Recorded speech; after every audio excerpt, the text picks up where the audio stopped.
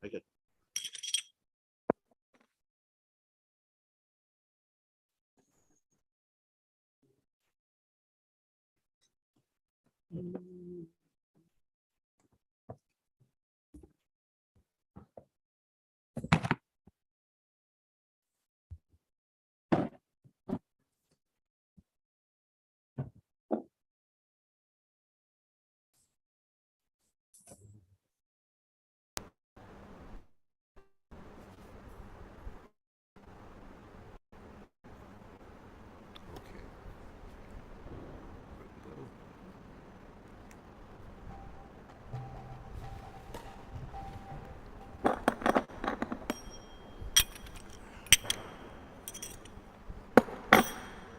Okay,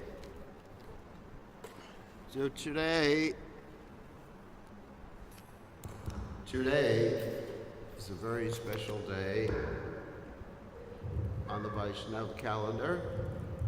I can handle it.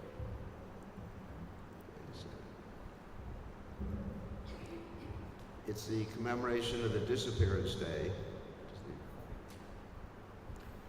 of Jayananda Prabhu, and Prabhupada instructed us to observe this day and speak about Jayananda Prabhu. So we're going to do that. And first we're going to chant the prayers to the departed Vaishnavas. So you're all welcome to follow along. Ye Anila Premadana Korana Prana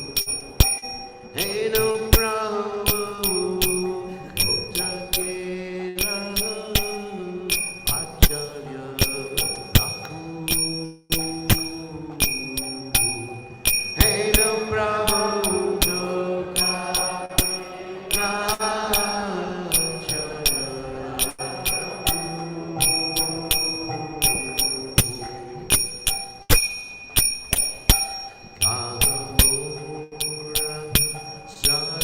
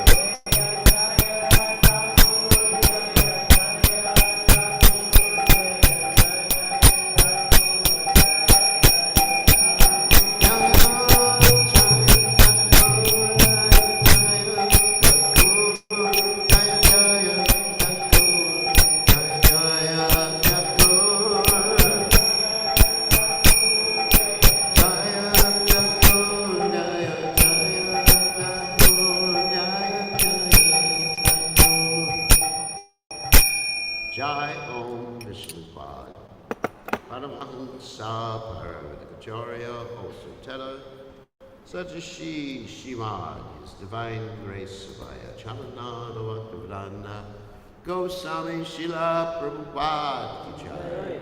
ISKCON Founder Acharya Srila Prabhupada Ki Jai. Anantakoti Vaishnav Vrinda Ki Jai. Namacharya Shalavedas Thakur Ki Jai. Prem Se Kaho Shri Krishna Chaitanya Prabhu Nityananda Shadwaita Gadadha Shivasati Gaur Bhakta Vrinda Ki Jai. Shri Shri Radha Krishna Gopakavanath Sayam Kunda Radha Kunda Kiri Govardhan Ki Jai. Vrindavanam Ki Jai. Mathuram Ki Jai. Jagannath Swami Ki Jai. Manamai Ki Jai. Shrimati Vasudevi Ki Jai. Samveda Bhakta Vrinda Ki Jai. Gaur Premananda Hariyato. All glories to the assembled devotees. All glories to the assembled devotees. All glories to the assembled devotees. All glories to Shri Guru and Gauranga Srila Prabhupada Ki Jai. Nama Om Vishnu Padaya Krishna Prastaya Bhutale Srimati Bhaktivedanta Swami Namani Namaste Saraswati Devi Gaurvani Pacharni Nivasesa Shunyavadi Paschatyadesh. So let us read the translation of this poem. He who brought the treasure of divine love, and it was filled with compassion and mercy. Where is such a personality as Srinivasacharya gone? Where are my Swarup Damodar and Rupa Goswami? Where is Sanatan? Where is Raghunath Das, the savior of the fallen? Where are my Raghunath Bhatta and Gopal Bhatta? And where is Krishna's Kavi Raj? Where did Lord Gauranga, the great dancer, suddenly go? I will smash my head against the rock and enter into the fire. Where will I find Lord Gauranga, the reservoir of all wonderful qualities? Being unable to obtain the association of Lord Gauranga, accompanied by all of these devotees in whose association he performed his pastimes, Narottama Das simply weeps. So as I mentioned, today is the commemoration of the disappearance day of Jayananda Prabhu, who was actually a great godbrother of mine. And let's see, I had my notes about it, which I can't find. Anyway, I actually thought I would save the notes. Anyway, I didn't save the notes. Anyway, so Jayananda Prabhu, a little history, was very, very dedicated to the service of His Divine Grace, A.C. Bhaktivedanta Swami, Srila Prabhupada especially. Srila Prabhupada's performance of the Rath Yatra ceremony. Many of you have heard about the Rath Yatra ceremony. And Jayananda was the one who first performed Rath Yatra in San Francisco. And they performed the Rath Yatra ceremony in the back of a truck, a flatbed truck. They went through the streets of San Francisco, and basically that's how they had the Rath Yatra. And then they brought the deities to Srila Prabhupada, where Srila Prabhupada was staying. Srila Prabhupada couldn't attend that first Rath Yatra because Srila Prabhupada was sick at that particular time. He had had a heart attack. So they brought it to Srila Prabhupada's house, and the deities stayed there for about 1 week, and then they brought them back to the temple. So as we know, His Divine Grace Srila Prabhupada was very attached to the Rath Yatra ceremony. In fact, he himself performed Rath Yatra when he was a young boy, when he was 5 years old or 6 years old in the streets of Calcutta. He was demanding that his father would get a Rath Yatra card, and he, along with his friends, had this beautiful Rath Yatra in the streets of Calcutta, and he had all the ladies cook prasadam, and they distributed prasadam. So it was always Prabhupada's dream. And the way that Lord Jagannath first appeared in America was very interesting. There was one devotee her name was Malati, and she went into this import shop, a shop in which they bought or sold imported items. And she found a whole bucket of little icons, deities. Found a whole bucket, and anyway, how do you describe this without offending her? Anyway, she put one of them in her pocket without paying for it. Okay. Whatever. It's not the best thing. Devotees should be honest. So she put one in her pocket, brought it back, and brought him back, and put him in front of His Divine Grace Srila Prabhupada. And she said to Prabhupada, "What is this?" Prabhupada offered his obeisances and said, "Lord Jagannath has come to San Francisco." And so what happened at that particular point is Prabhupada instructed another disciple of his, Shama Sundar, who was an expert sculptor, to make a set of the deities, Jagannath, Baladev, and Subhadra. So at that time, the devotees were not so advanced or strict in Krishna consciousness. So Prabhupada came upon Shama Sundar as he was carving the deities, and he saw a package of cigarettes on top of one of the deities that he was carving. And Prabhupada, being very merciful and compassionate, didn't chastise him. He said, "Just smoke one less every day." So in this way, Shama Sundar gave up smoking cigarettes. But you see, what Prabhupada had to deal with was basically an incredible mess, but Prabhupada made that incredible mess an International Society for Krishna Consciousness. So then also in San Francisco, there was this wonderful devotee, Jayananda. Jayananda was the only, he was actually supporting himself by driving a taxi, even though he had a degree in mechanical engineering. Now that's pretty amazing, because he didn't really see any benefit in the material world. So he was just driving a taxi. Actually, I had a similar experience when I got out of university. I drove a taxi too, until I met Prabhupada. So the same thing with Jayananda. He met Prabhupada, and he was the only person who was a little normal going to Prabhupada's classes. Like everybody else, I don't know if you've ever seen the pictures, like 26 Second Avenue pictures. Everybody else was pretty wild and probably intoxicated to a large extent. And Jayananda, he would wear a tie and a jacket to Prabhupada. So he was the only civilized person coming to Prabhupada's classes. And he gave all the money he had, which is $5,000 at that time, to Srila Prabhupada for the publication of his books. So even later on, when Jayananda Prabhu was leaving this world, he gave the last money that was meant for his medical care to His Divine Grace Srila Prabhupada, so for Srila Prabhupada's service. I mean, amazing surrendered devotee, isn't it?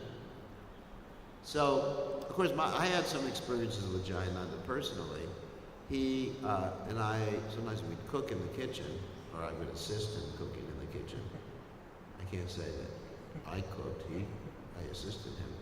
And I just remember he would go all night long before a festival. I would just as they say, conk out at about 7 o'clock in the evening. And the next morning he'd still be cooking the halva, sweet rice and everything for the different festivals. He organized not only Rath Yatra festivals, but also Lord Chaitanya festivals, all sorts of different festivals. And he was always very humble, setting a good example for all of us. Because many of us, we'd like to have a position and control others. Ishwaroham aham bhogi, siddhoham balavan sukhi. We want to think ourselves as perfect, powerful, and happy. But Jayananda, even though he was at one point the temple president of our San Francisco temple, which is one of the largest temples in ISKCON at that particular point, there were maybe 40 brahmacharis in the temple, big temple. And he would take out the garbage and do so much menial service. I remember the first time I met Jayananda, he was underneath the car changing the oil. You know, here's the temple president.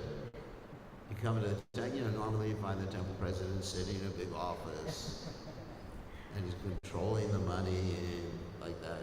Everybody else is his chamcha. So,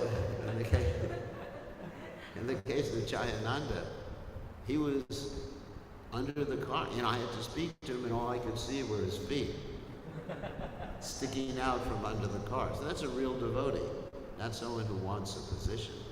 Nadanam najanam nasundarim kavitam va jagadisha kamaya.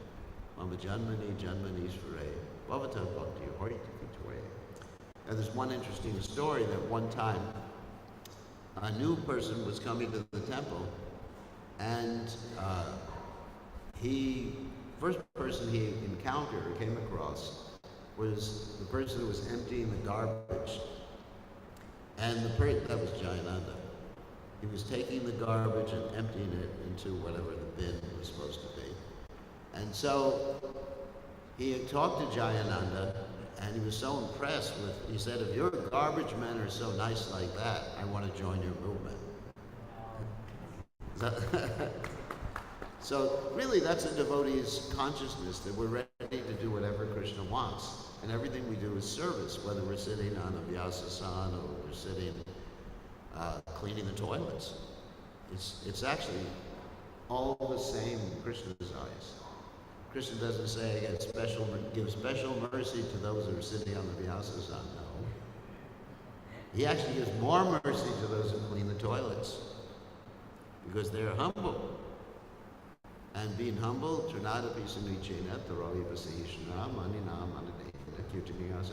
can actually chant. So Jayananda was very attached to the chanting. He would go out on the chanting parties, you know, Harinam Sankirtan. It was like here you go out for an hour or two or something. But they would go out for like 10 hours a day. 10 hours a day on the streets. And sometimes the devotees would go out in Harinam Sankirtan, and they play the mridanga so much. This is very common. All their fingers would be bleeding. I don't know if you see some of the early pictures, like Vishnu Jan and Jayananda, and they had bandages all over their hands because they'd be playing all day long the mridanga and on the streets of San Francisco. So Jayananda was like that, and he also worked to support the temple by going out and selling incense. You know, so he. And then, of course, in the final days of his life, before he passed away from this material world, he was actually very, very sick, and he had cancer. And actually, I was in the same place he was, which was Los Angeles. And still, he was arranging for the Rath Yatras. Rath Yatra in New York. He arranged for the first Rath Yatra in New York, which is down what probably considered to be the most important street in the world, which is Fifth Avenue. He arranged for the Rath Yatras in Los Angeles, because he was living in Los Angeles at that particular time. And as I mentioned, he gave away the final $5,000 or whatever money he had to Prabhupada for Prabhupada's book publication and book distribution. And whenever Prabhupada would come to town, Prabhupada would always ask, where is Jayananda? Where is Jayananda? And Jayananda would take a very humble position. You know, so he wouldn't come in front of Prabhupada. And Jayananda, even though he was so educated, he wasn't so expert like nowadays. Of course, you have these Bhakti Shastri courses and Bhakti Vaibhava, Bhakti Vedanta courses. And he practically didn't know any Sanskrit verses. You know, nowadays, you know, sometimes some temples, they're so strict, they make you learn so many Sanskrit verses for initiation. But he didn't know any Sanskrit. In fact, even when Prabhupada was giving him the Gayatri mantras, he couldn't learn the mantras. And Prabhupada said to him, just think of me. You know, so the story was to Ramakrishna Maharaj. that day it's time to chant Gayatri, so they would pull out the threads and they were getting ready to chant Gayatri mantra. And Jayananda finished like in 2 minutes. For those of you who chant Gayatri, you know it takes a lot longer than that. And Devendra Shamar says, what? And then he related that story that Prabhupada told him, it's hopeless. We're not going to be able to teach you the mantras. They just pull out your thread and think of me. Think of Prabhupada, that is. So really, we have to see what makes a devotee is someone who is devoted, not someone who is so expert. And Jayananda could preach expertly, in spite of not knowing any Sanskrit verses.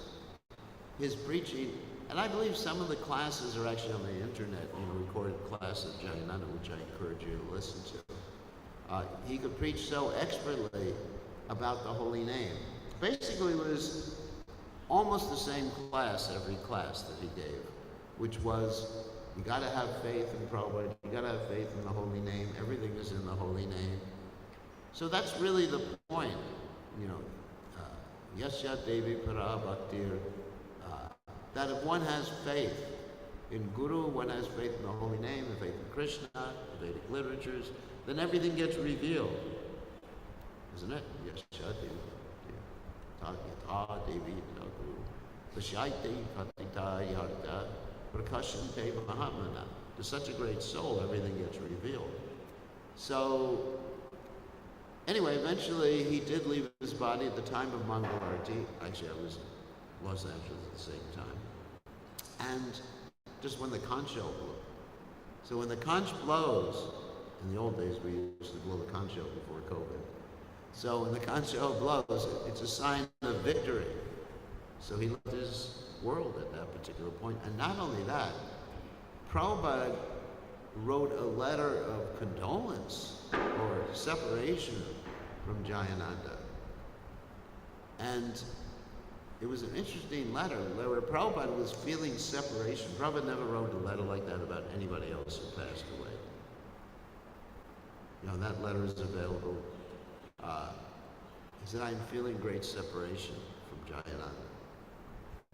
And then Prabhupada ultimately indicated in a letter, he had 2 letters about Jayananda's passing. One was that Prabhupada gave the philosophy that he was thinking of Krishna, he went back to Godhead. Otherwise, he would take birth in a devotee family. But the second letter, he said, because he was thinking of Krishna, he went back to Godhead. So it's and Prabhupada instructed us in the Krishna conscious movement that every day, every year, when it's Jayananda Prabhu's disappearance day, we should actually have a celebration and even prepare his favorite preparation, which was peanut butter halva. He loved prasadam. I mean, in the middle of the night, he would wake up and eat prasadam. Anytime, day or night. I mean, he was a prasadam addict. And he got all the prasadam donated, all the bhoga donated, at the San Francisco temple because everyone loved him. Even people who were not Krishna conscious at all. There was this one story that a banana wholesaler, he was called Banana King Louis, and he would always say, so where's my friend John Ananda? So he could say Jayananda. And then another time, the devotees walked into a bar or something and said, where's our friend John Ananda? And they all gave money. So Jayananda was Dira Dira Janapriyo Priyakaro, as described like about the 6 Goswamis of Vrindavan. He was loved by all the devotees and also the ruffians, that is. Ruffian means people who are not Krishna conscious. So, such a great soul.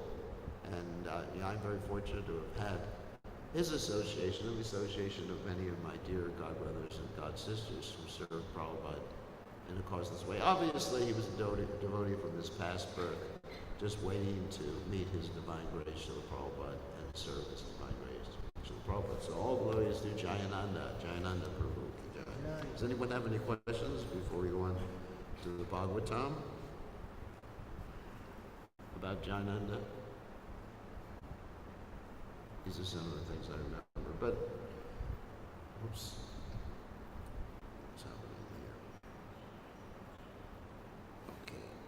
All right, so we'll go on to the Bhagavatam, hopefully. Let's see. Book.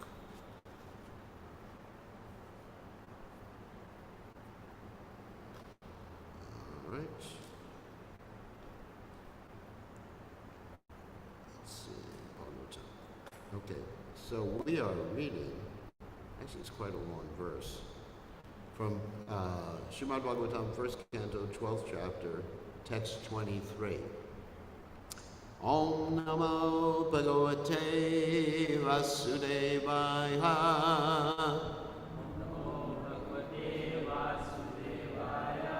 Om Namo Bhagavate Vasudevaya.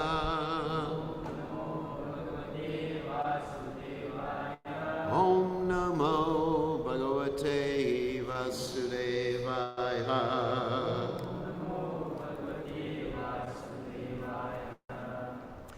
Pitamaha Sama Samye Prasade Girishopamaha Ashaya Sarva Bhutana Yata Devo Ramashaya Pitamaha Samye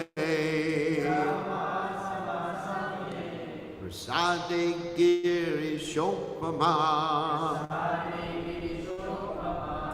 Ashaya Sarva Bhutana Yata Devo Ramashaya Pitamaha Samye Prasade Girishopama Ashaya Sarva Bhutana Yata Deva Ramashaya Pitamaha Samye Prasade Girishopama Ashaya Sarva Bhutana Yata Deva Ramashaya. Okay.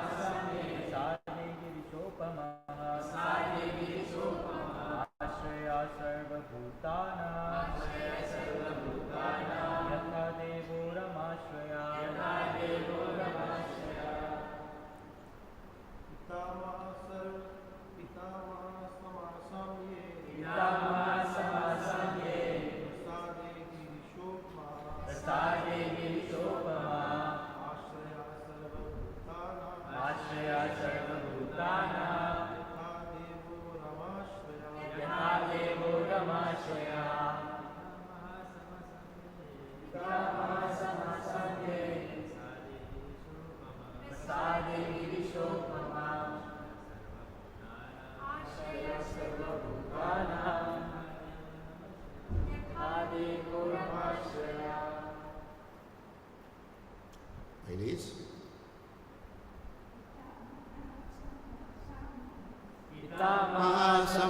Samye Sade Girishopama Ashraya Sarva Bhutana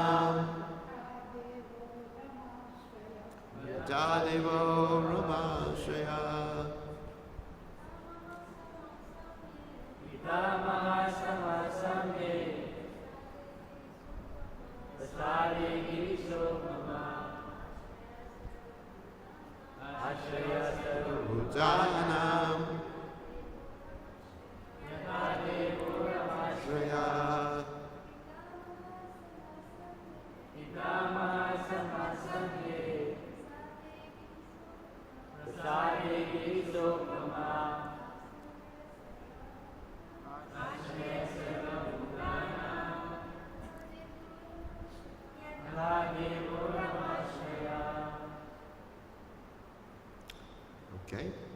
Pitamaha, the grandfather or Brahma. Samat, equally good. Samye, in the matter. Prasade, in charity or in munificence. Girisha, Lord Shiva. Upama, comparison of equilibrium. Ashraya, resorts. Sarva, all. Bhutanam, of the living beings. Yata, as. Deva, the Supreme Lord. Rama Ashraya, the personality of Godhead. Interesting. Oh yeah. That's why it's called Rama Ashraya. Now I understand. Rama, of course, means the goddess of fortune. Ashraya means the shelter of the goddess of fortune. So it's interesting. So Prabhupada's translation is correct. It just means, I'm just further elaborating on that. Rama Ashraya means the shelter of the goddess of fortune, who is the personality of Godhead. Interesting. Rama. It's not Rama, it's Rama. Just interesting. Translation. This child will be like grandfather Yudhishthira, or Brahma, in equanimity of mind. It means equality of mind. He will be munificent like the Lord of Kailasa Hill, Shiva. And he will be the resort of everyone, like the Supreme Personality of Godhead, Narayana, who is even the shelter of the goddess of fortune. So, purport by His Divine Grace, A.C. Bhaktivedanta Swami Srila Prabhupada. Srila Prabhupada ki jai. Mental equanimity, that means being equal of mind, refers both to Maharaj Yudhishthira and to Brahma, the grandfather of all living beings. According to Siddhartha Swami, the grandfather referred to is Brahma, but according to Vishwanath Chakravarti Thakur, the grandfather is Maharaj Yudhishthira himself. But in both cases, the comparison is equally good because both of them are recognized representatives of the Supreme Lord, and thus both of them have to maintain mental equanimity, equality, being engaged in the welfare work for the living being. So here, actually it's interesting, you'll see two acharyas with a little bit different opinion. So what does that mean? That means they're both right. But actually, you'll find that none of them deviate from the Siddhanta, perfect conclusion. So there's variety in the perfect conclusion. Like you'll see, some of the acharyas, like Sripad Madhvacharya, he considers, and also Ramanujacharya, they have the consideration that Narayan is supreme and Krishna is an expansion of Narayan. It's interesting. So therefore, if you go to Tirumala, you always hear Om Namo Narayanaya, Om Namo Narayanaya. They're chanting this all the time in the temple. Those of you who went with me to Tirumala, like Rupanuga, will remember that. So, does this mean that they have the wrong understanding of philosophy? Because, we have in the Bhagavatam, Ete Changsa, Kalakpumsa, Krishna's tu Bhagavan Swayam. Well, they do not have the wrong understanding, just different angle, a vision of the same thing. Like Prabhupada described that Krishna is like a Vaidurya stone. A Vaidurya stone, for those of you who don't remember what that means a stone that you could look at from different angles of vision, and it looks different. There's like, if you ever even see, let's use a common example of a crystal. In some places, just like here, you have crystal chandeliers. Like, if you were to take apart the chandelier, don't do it. Because we will send you to jail. But if you were to take one of the crystals out of the chandelier and look at it from different angles, I used to do that with my mother's chandelier. She never called the police.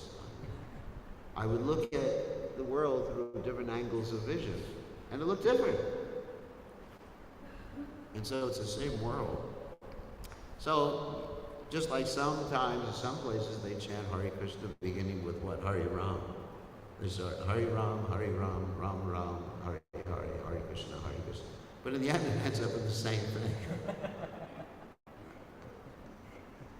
So when we're talking about a God, Advaita Chuta Nadi Rananta Rupa Majya Purana Purusham Naviyogalam Cha.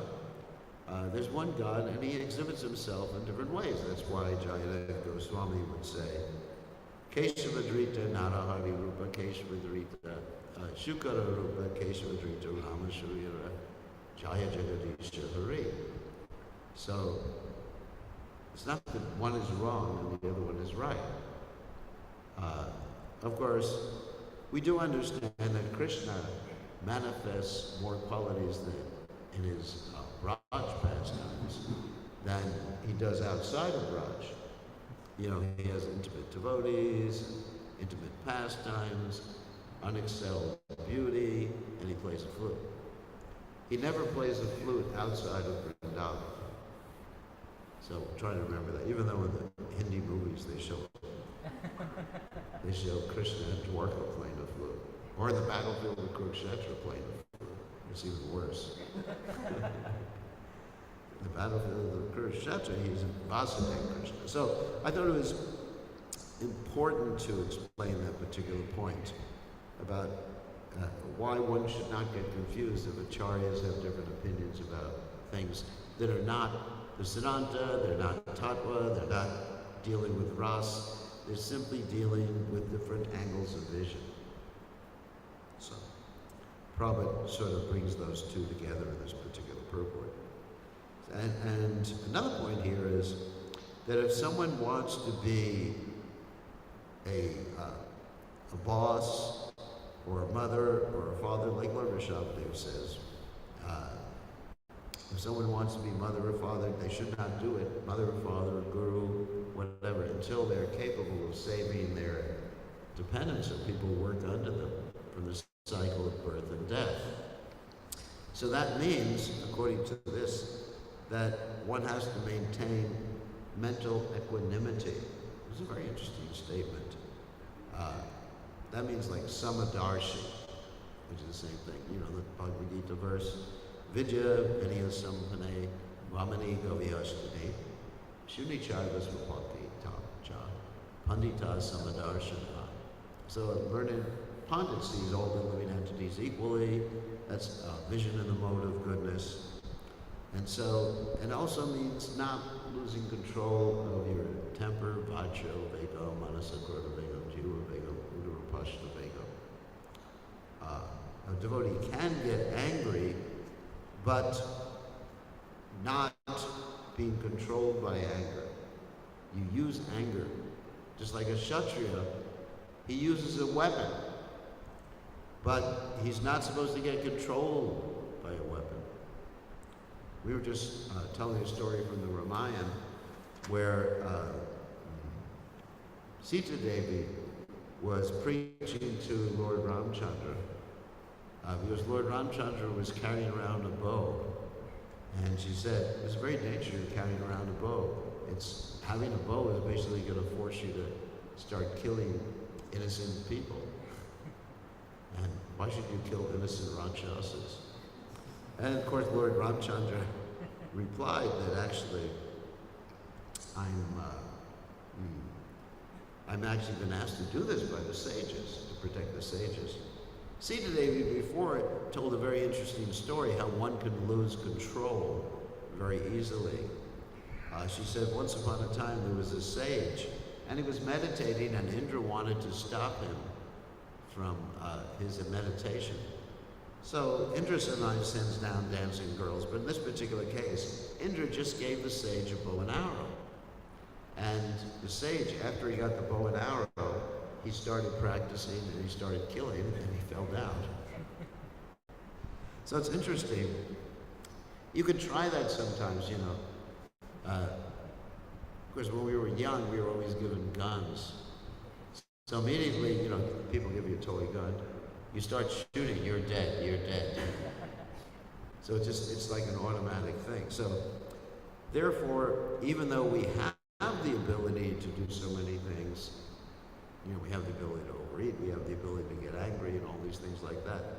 So we have to maintain the mental equanimity, not being overcome by, like what Chaitanya says, Dhanam Janam Sundarim, a wealth, attraction, or followers, because or power or whatever. Just like we see every morning, we're walking by this boxing place, and they're overcome like that. It's like almost like the Rakshasas. So box fit. So anyway, so one has to be very careful not being overcome by what Krishna has given to you, and the way you do that is you understand that Ishavashamidam Sarvam Yadgacha Jagajam Jagat Tena Chittena Magradhat Kashasvidana. Everything is coming from Krishna and everything is meant to be serving Krishna. So anyway, so this is how a leader should be. And I think we should end now and take questions, and we continue with this. This purport is actually quite an important purport because it goes through many of the qualities a leader, guru, or parent should have. And the first one mentioned here is mental equanimity, like Lord Brahma had and Yudhishthira Maharaj had. Bhimsen did not have mental equanimity. It's described that Bhimsen, he was always just ready to basically kill Duryodhana. He had to be held back by Yudhishthira Maharaj many, many times. But Yudhishthira was always mentally equipoised, except during the gambling match. Then he lost it. Gambling is such a bad thing that Krishna says in the Gita, amongst cheating, I am gambling. Right? It's one of the it's an opulence of Krishna. It's the greatest cheating thing. So Yudhishthira Maharaj, even Yudhishthira wasn't equipoised at that particular point. Therefore, we have our regulated principles. If one gambles, one will not be equipoised. I even had one disciple once who thought he'd give me a big gift, Guru Dakshin, so we went to the gambling casino to try to give me more money, get more money for his guru. And then he lost everything. So don't do that. Even for your guru, don't do it. So, any questions or comments? Oh, now it's time to end. Okay, thank you very much. All glories to His Divine Grace, A.C. Bhaktivedanta Swami, Srila Prabhupada Ki Jai. Gaur Premanand. Srila Prabhupada Ki Jai.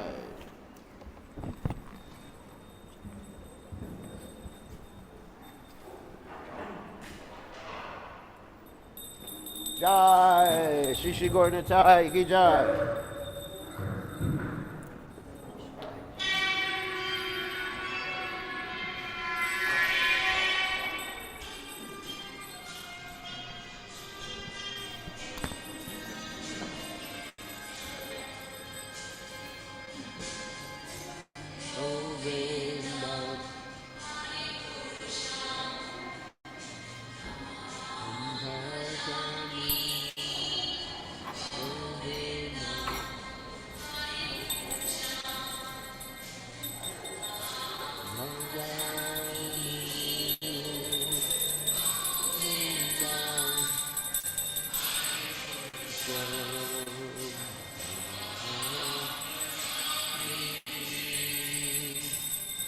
Jaina Pranamjam Vindadalaya Satyam Ahavatam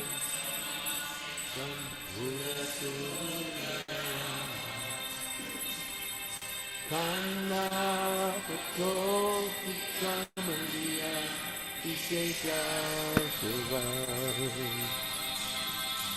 Govindam Jai Radha Pyare Lita Vichata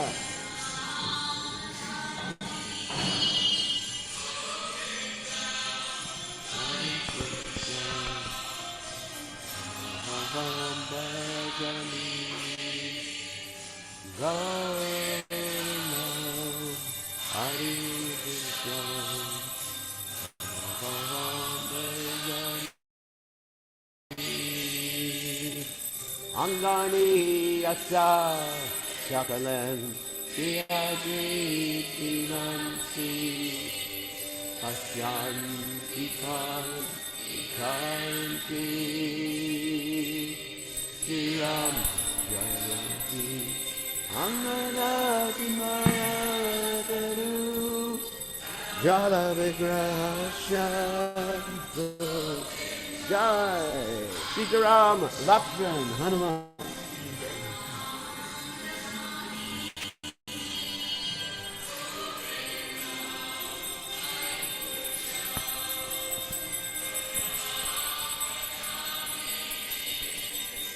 Govinda